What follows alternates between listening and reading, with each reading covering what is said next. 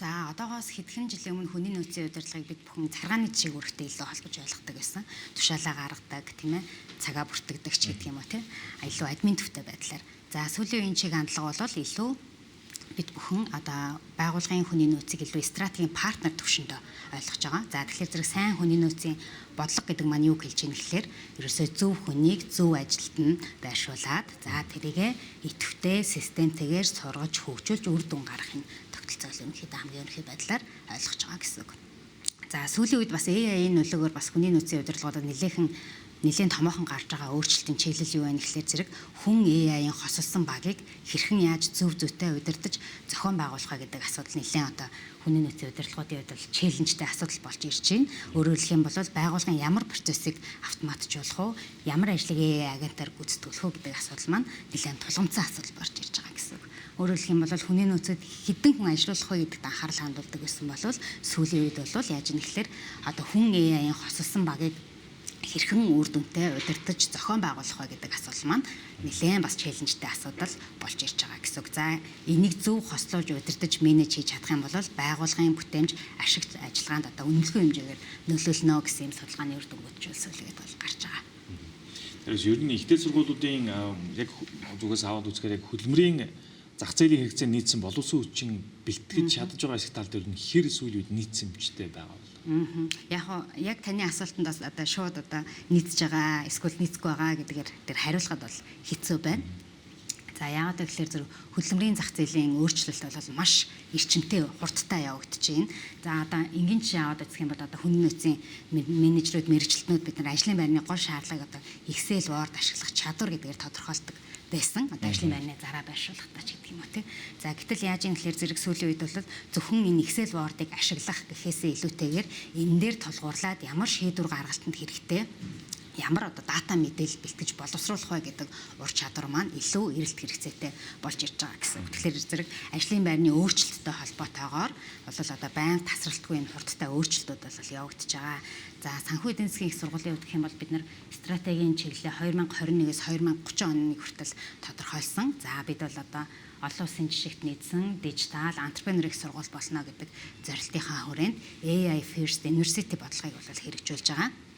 Энэ маань энэний цаана ямар ойлголт байгаа вэ гэхээр зэрэг манай төгсөгчид зөвхөн мэргэжлийн мэдлэгээсээ гадна за AI-ыг бүх түвшний ажлын байранд ашиглах чадвартай болж төгсөхөд бол бидний одоо зорилго бол оршиж байгаа гэсэн үг. За хоёрдугаар гэх юм бол бид төгсөгчд болон одоо ажил олгогчдоос жил бүр одоо тогтмол сэтгэл ханамжийн судалгаа авдаг. За түрүүнээс нөгөө стратегийн хэрэгжүүлэх төвшөндөө одоо 24 гол одоо байгууллагын key үзүүлэлтийг тодорхойлоод явж байгаа. За энэ key үзүүлэлтийн маань нэг одоогоо шалгуур үзүүлэлт нь элсэгч, төгсөгч, за ажил олгогчдын сэтгэл ханамжийн судалгаа байдаг. Эндээ нийцүүлээд бид бүхэн яаж байгаа гэхээр зэрэг жилбөл хөтөлбөртөө өөрчлөлт оруулаад явж байгаа. За 3 дугаар гэх юм бол бид бүхэн бас зөвхөн одоо оюутнуудтай тийм ээ мэдлэг олохоос гадна за ажлын байран дээр нь хэрэгтэй ур чадваруудыг одоо бий болгох төвшөндөө за төсөл суурилсан сургалтын хөтөлбөрүүд за мөн одоо ажлын байран дээр суурилсан дадлагжих хөтөлбөр, цалиндаа дадлагжих хөтөлбөр гэх мэт одоо хөтөлбөрүүдийг амжилттай хэрэгжүүлээд за мөн одоо бүх хөтөлбөртөө нийцүүлээд ингээд явж байгаа энэ сайн туршлагууд бол байна. Энэ нөгөөдлөөс бас яг ажил олгогчдын үед ямар ур чадвартай хүмүүсийг сүүлийн үед хамгийн эрэлтэд өндөр илэрхийлж байгаа. За тэгэхээр зэрэг нөгөө дэлхийн томоохон тэргүүлэгч байгууллагын судалгаа McKinsey гэдэг юм уу, PwC гэдэг юм уу, дэлхийн эдийн засгийн форумын судалгаагаар аваад үзэхэд бол ажил олгогчид нэг ур чадвар гэхээсээ илүүтэйгээр одоо энэ өөрчлөлтийн цаг хугацаанд өөрчлөлтөнд илүү дасан зохицоод энэ өөрчлөлтийг үн цэнтэйгээр удирдах чаддаг юм ур чадварыг бол одоо илүү эрэлхийлэх болж байна. За эдгээр судалгаануудын дүн нэгтгээд үзэх юм бол одоо нэгдүгээрт бол аналитик сэтгэлгээ буюу асуудлыг шийдвэрлэх чадвар бол одоо хамгийн эрэлт хэрэгцээ өндөртэй байгаад энэ маш олон мэдээлэл донд ажиллаж байгаа учраас нөхцөл байдлаа зөв оновчтой тодорхойлоод за тэгээд үнэлээд энэ шийдвэр гаргах ур чадвар бол одоо эрэлттэй ур чадварын нэгт бол эренблэгдсэн хэвээр байна.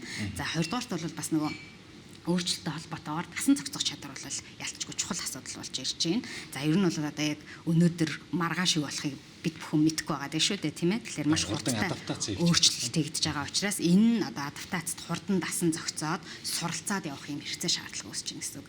Дэлхийн эдийн засгийн форумын судалгаагаар 93 сая 2025 оны судалгаагаар 93 сая ажлын байр байхгүй болно За үүний цаана ямар асуудал ахаад яригч юм гэхээр зэрэг 130 сая ажлын байр шинээр бий болно гэсэн юм судалгааны үр дүн гарсан. Энэ одоо хэдэн жилийн ер нь интервалаар ярьж байгаа вэ?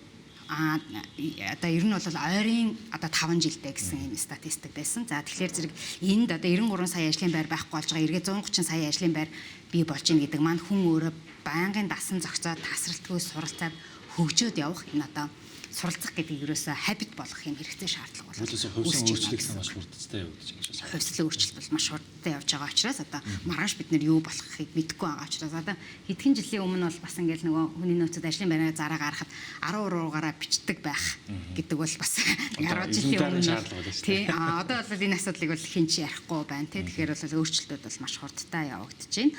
За мөн одоо 3 дугаарт бол нөгөө хүний одоо суур уур чадвар болгохын сэтгэл хөдлөлөө удирдах чадвар одоо хэдийгээр хувьсаж өөрчлөгдөж байгаа AI нөлөө орж байгаа ч гэсэн энэ бол бас чухал ур чадвар хിവэрэ байна. За тэгээ бид бүхний мэдж байгаа одоо бүх судалгааны үр дүнгээр гарч байгаа одоо ажлын байран дээр бол хүн оюу одоо хэмэл оюун ухааны одоо зөв төвсөндөө ашигладаг технологийн төвшөндөө дижитал шилжилт төвшөндөө зөв ануучтай ашиглаад үр дүн гаргаж чаддаг байх нь ур чадвар бол одоо нэлээд өндөрөөр тавигдж байна.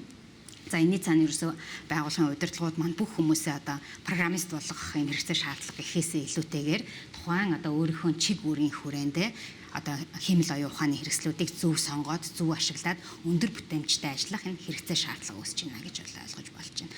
За тэгээ энэ бүхнийг дүгнээд үзэх юм бол техникийн ур чадвар болон хүний ур чадварын хоцолсон хэлбэр хамгийн өндөр үнцнийг бол бүтээж байна.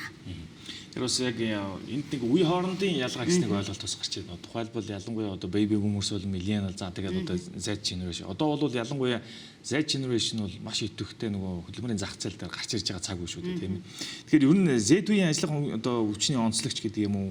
Энэ хоорондын ялгаа ер нь яг хөдөлмөрийн зах зээл дээр хэр их ажиглагдж байгаа бол үүнд бас компаниуд хэрхэн дасан зохицож өөрчлөлтийг хийж байгаа.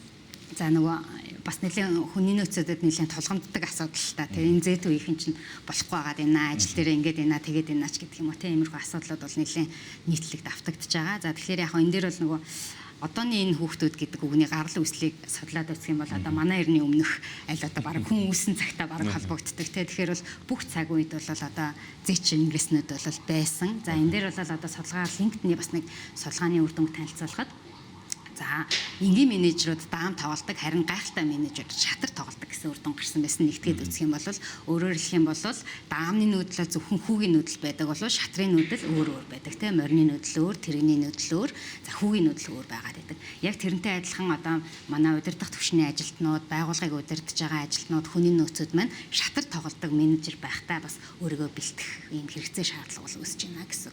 Бүх үе хоорондын ялгаа гэхээр бүх үеуд давуу болон сул талуудтай. Тэрэн дээр нь хэрхэн тулгуурлаа давуу тал дээр нь тулгуурсан менеж хийх вэ гэдэг маань одоо удирдлага байгууллагын одоо удирдлагын тогтолцооны одоо бодох асуудал болж байна гэсэн үг. За урилга хүлээн авч хүрэлцээр ярилцсан танд баярлалаа. Та бүхэн ажилтнаас амжилт хүсье. За баярлалаа.